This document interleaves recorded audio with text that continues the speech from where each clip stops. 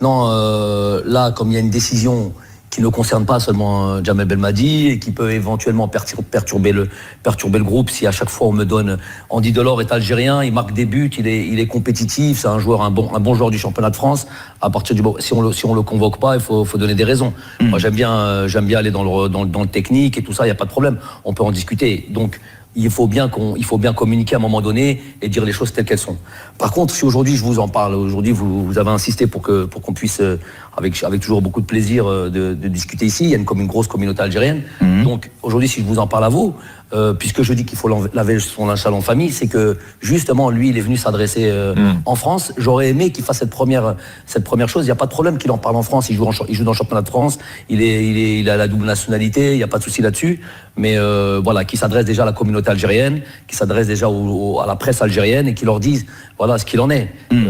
Et ce qu'il en est, c'est tout simplement ce que j'ai dit. J'ai dit mot pour mot ce qui m'a écrit dans un premier temps. J'ai dit bon, on fait pas ce genre de choses, on n'écrit pas pour une décision comme celle-là, ça s'écrit pas. C'est on appelle les personnes ou on les voit et on leur dit les choses en face. C'est une décision qui est assez lourde de sens. Donc ouais, vas-y. Je vais mettre déjà les choses dans leur contexte et bien pour pouvoir après l'analyser si vous voulez. Donc tout simplement, il a dit j'aurais aimé qu'il le dise à la presse algérienne et qu'il s'adresse à la population algérienne, qu'il a ouvert ses bras et qui l'ont aimé et qui, bon, je sais pas s'il l'aime toujours, mais en tous les cas, qui ont fait beaucoup pour son arrivée. Et s'adresser directement ici à la presse française, je vous dis, ça ne pose pas souci, mais d'abord on s'adresse à la presse algérienne parce que c'est de ça dont il s'agit, c'est l'équipe nationale d'Algérie qu'il s'agit. Donc dire que l'équipe nationale, je mets l'équipe nationale d'Algérie entre parenthèses, et que je privilégie le club parce qu'il y a de la concurrence, et je rajoute ce que vous avez rajouté vous, à savoir parce qu'il y a un problème parce que je suis pas le premier choix en Algérie. Mais il me parle de cette concurrence qu'il a à Nice. Donc toi, tu veux de la concurrence, tu acceptes qu'il y a une concurrence à Nice et que tu veux te battre dans cette concurrence, mais tu n'acceptes pas cette concurrence en équipe nationale d'Algérie. Donc là, il y a un non-sens total. Nous, on s'estime pas être les plus beaux et les meilleurs et être au-dessus d'un club comme Nice. On n'est pas là. Mais là, on a affaire à un club et on a affaire à une nation. La concurrence que tu acceptes et pour laquelle tu es venu défier entre guillemets à Nice, faut l'accepter aussi en équipe nationale. Donc il y a un non-sens là-dessus. Il dit qu'il veut mettre l'équipe nationale entre parenthèses 1 an. Est-ce qu'il pourrait revenir Delors ? Donc ça c'est la grosse blague de l'année, ça il faut pas passer à côté faut pas passer à côté des choses comme ça et dire des énormités comme ça. Ça vous voyez, là vous le dites comme ça d'un ton assez simpliste, c'est ce qu'il dit lui. Uniquement pendant une année, c'est ou de la grosse stupidité ou voilà le culot qui n'a pas de limite. Donc ça nous on n'accepte pas ça. C'est uniquement pour un an. Qu'est-ce qui se passe dans un an? Oui. Dans son esprit, il est prêt à revenir. Il y a quoi dans un an? Il y a la Coupe du Monde. Voilà. Donc nous, on va jouer sur 40 degrés au Niger avec des conditions exécrables. On va se taper pour toute l'Afrique pendant toute cette campagne de qualification qui est un petit peu quasi l'enfer. Hein. Il y a beaucoup de joueurs en Europe qui pourraient pas jouer là-bas, qui pourraient pas jouer dans notre continent. Et quand tout est fait, quand tout est réglé, le monsieur revient comme une petite mariée comme ça là et vient et c'est bon, je suis dispo maintenant. Ouais, ça faut la faire. Donc ça veut dire ça c'est doublement nous manquer de respect. Djamel, ça veut dire que c'est fini pour lui. Non, mais moi je suis pas éternel en équipe nationale d'Algérie. Oui, en tout cas avec vous c'est fini. Avec vous ça paraît compliqué. Mais moi je veux pas qu'on aille. Après le raisonnement tient la route. Vous comprenez ce que je vous dis quand même. Bien sûr. Ça, vous les joueurs, que ce soit Eric. Tiens, je te passe aussi. Je vais passer tout le bonjour. Je passe spécialement aussi à Eric, qui a été mon directeur sportif. Donc, Eric, toi en tant que joueur, toi Jérôme en tant que joueur, est-ce que tu peux l'accepter ça? Non, mais c'est clair. Ça tient la route. Joueur algérien. Voilà. Ouais. Donc, voilà, après Djamel, moi, quand tu l'expliques comme ça, il y a pas de souci. C'est vrai que moi, j'ai eu tendance quand j'ai appris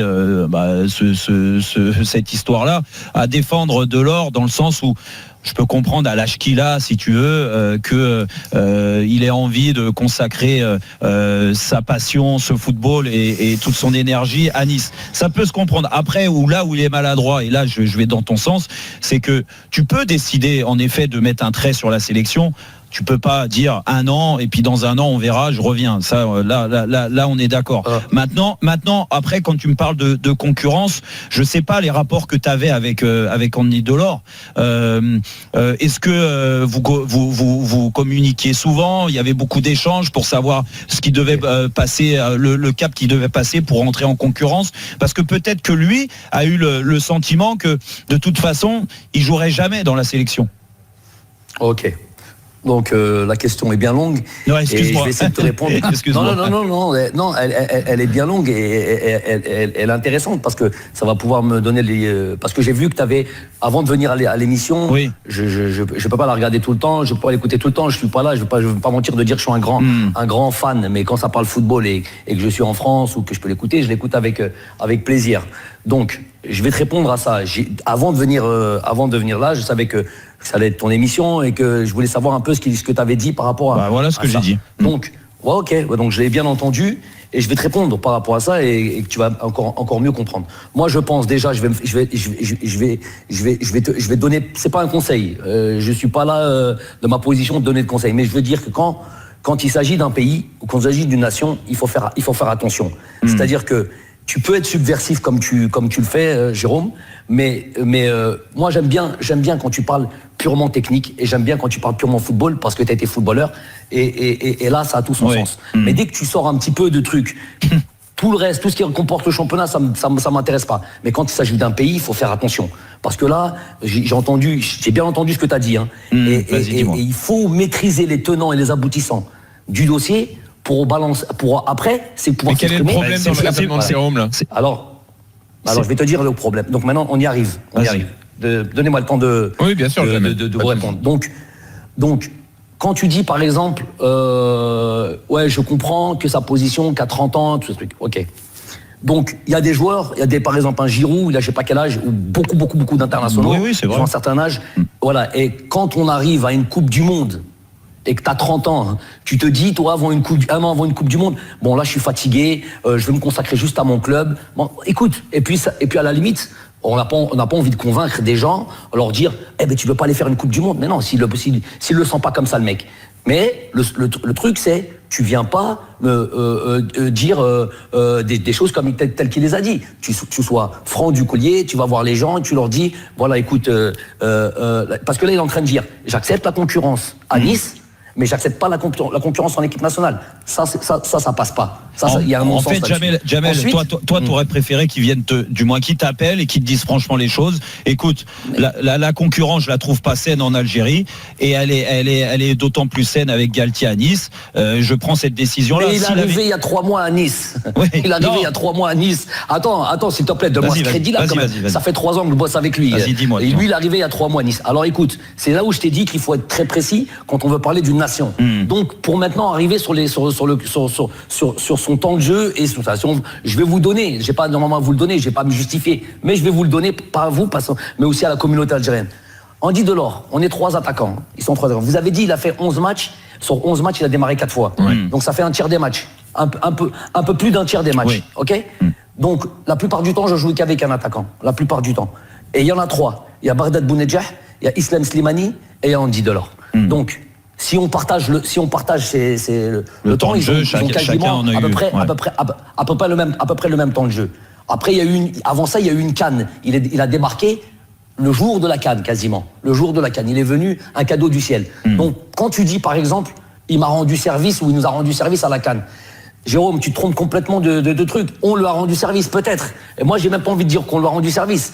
Il est venu, il a fait des pieds et des mains pour arriver en équipe nationale. Il a fait des vidéos de partout. Il a été faire ses papiers de partout, de tout seul. Jusqu'à la dernière seconde, le gars, il nous a pas lâchés. Donc, mais jamais, il est venu nous rendre service. Non, mais Jamel, j'ai jamais dit qu'il vous avait rendu service à la CAN. Hein. Ah, eh ben alors, ça...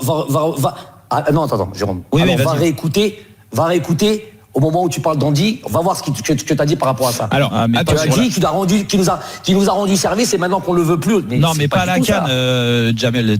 Alors c'est où alors? Non, alors c'est où? En sélection.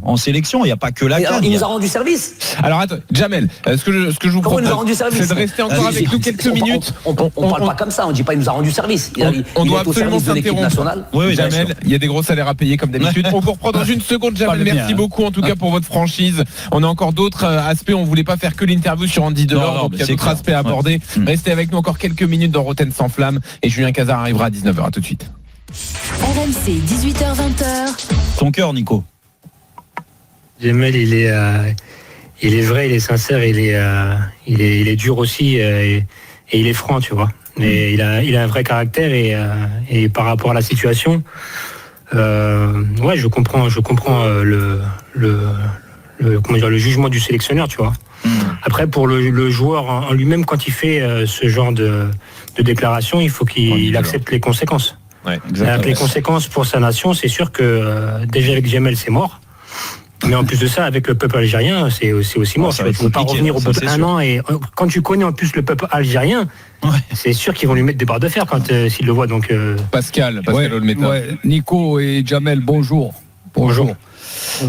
Ouais, Jamel, je t'ai écouté et crois-moi, je suis resté bouche bée parce que ton discours m'a fait beaucoup plaisir. Ça a été clair. Et tu as 100% raison, que ça soit pour Andy ou pour un autre joueur. Tu peux pas comparer ton championnat avec les sélections, les pays, un peuple qui a le sang chaud, un peuple qui vibre, qui vit pour le football. Il y a le cœur là qui rentre. Le cœur, mais tout ce qui va avec. Et c'est pas je viens dans un an si j'ai envie. Non. Pour n'importe quel joueur, la sélection est importante. Le coach est important. Et moi, le premier, j'aurais tout donné pour avoir une sélection. J'en ai eu grâce à Michel Platini à l'Euro. Mais voilà, je voulais te remercier, Jamel, pour ton discours et ta clarté. Alors, j'ai une dernière question sur cette affaire, Jamel. Est-ce que vous en voulez au club de Nice? Et est-ce que vous avez eu la confirmation qu'il demanderait à certains des joueurs, sans que ce soit écrit quelque part, mais de ne pas faire la Coupe d'Afrique des Nations? Ouais, sans faire la balance, pour parler crûment un peu, j'ai parlé avec le directeur sportif qui m'a appelé, c'est lui qui m'a appelé. Donc, Julien Fournier. On a parlé, il m'a dit, nous on le dit à nos joueurs, on m'a dit même Youssef Attal, on le a dit alors qu'il est déjà là, il est déjà en sélection, il lui a dit, nous alors on souhaiterait que tu n'ailles pas en sélection, que ce soit Youssef Attal ou que ce soit Lemina qui joue pour la sélection du Gabon. Donc il a au moins ce mérite d'être clair. Bon après il n'a pas le droit puisque c'est la FIFA, mais là c'est une date FIFA. Mais ils l'auront dit. Je dis sur le plan éthique, c'est dégueulasse pour moi ce que vous faites parce que vous respectez pas les pays et les sélections et le continent africain. Après si c'est que oral et que vous faites ce que vous voulez. Mais en tous les cas, sur le plan éthique, j'aime pas ce que vous faites. Ouais, non, mais ça, t'as totalement raison là-dessus. Et là, encore une fois, et moi je finirai là-dessus pour clôturer le dossier de Andy Delors. On peut imaginer, en se mettant à la place du joueur, qu'il signe le contrat de sa vie à Nice, parce que on va pas se leurrer, il a 30 ans, sa carrière elle est faite, il reste pas beaucoup de choses. Je pense que ça a joué aussi dans la décision qu'il signe à Nice, le fait d'avoir ce discours-là de la part des dirigeants niçois en disant attention, tu signes là, mais on n'a pas envie que tu fasses la Coupe d'Afrique, on n'a pas envie que tu ailles tout le temps te fatiguer en Algérie. Ouais, et c'est possible. Mais Jérôme, le cœur, attends, mais la nation, le pays compte plus que tout.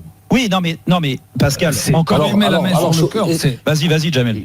Excusez-moi de vous couper parce que il y a eu Islam Slimani qui a eu la même exacte. Vous savez qu'Islam Slimani était demandé par Nice. Oui. Donc ça c'est officiel. Julien Fournier. Donc il lui a proposé la même chose, Julien Fournier, à Islam Slimani. Il lui a dit même pas en rêve. Oui. Voilà. Non, mais c'est deux poids, deux mesures. T'as raison. Après, chacun met son implication et son amour pour son pays au curseur où il le place où ils veulent. Voilà où il le place Islam et voilà où il le place Andy. Tout simplement, il n'y a même pas besoin de faire trop de discussions. Moi, si Andy n'était pas venu vous en parler, il n'est pas venu en parler en France, je vous en parlerai pas aujourd'hui. On aurait bien parlé d'autre chose. Il est venu en parler ici, je réponds à ce qu'il dit. D'accord. Ok, Jamel, là, pour finir sur une note un peu plus positive quand même que ce conflit avec Andy Delors. Tu t'es donné un objectif. Bon, déjà, l'objectif, c'est forcément de qualifier l'Algérie à la Coupe du Monde. Voilà. Mais après la Coupe du Monde, ça fera 4 ans que tu es à la tête de la sélection. Moi, t'as fait des grandes choses. Est-ce que t'aurais pas envie de connaître, d'être entraîneur de club au quotidien avec un club? T'en as la possibilité maintenant, non? Bah écoute, déjà c'est bien que tu dises lorsque tu seras qualifié, parce que déjà on a, comme tu l'as dit, le mois prochain on a un match important contre le Burkina. Ils ont des joueurs qui jouent en Europe, des bons joueurs. C'est pas une équipe facile. Après il y a le match du barrage au mois de mars. Tu peux tomber le Cameroun, tu peux tomber la Côte d'Ivoire, tu peux tomber le Ghana, tu peux tomber l'Afrique du Sud. C'est pas gagné, tout sauf un match facile. Donc c'est pas gagné. Mais si on mérite. Et si on doit aller dans cette Coupe du Monde-là, ce qui est sûr, c'est qu'on va avoir de l'ambition. Ça, c'est sûr et certain. Là où ça va nous emmener, je ne sais pas. Et après cette Coupe du Monde, c'est tellement loin, c'est tellement de trucs. Je suis totalement impliqué avec mon pays, mon équipe nationale, qu'il y a le temps de voir ce qu'on fera après. Pas aller plus loin. Coupe du Monde, si on mérite d'y être. Il n'y a pas de match facile. J'ai pas été plus loin. Merci beaucoup, Jamel Belmadi. Bonne chance. Merci, Jamel, en tout cas. Merci à vous tous, les gars. Et puis merci Nico aussi. Pas de soucis. Merci à vous, les gars. Nico, à bientôt, Inch'Allah.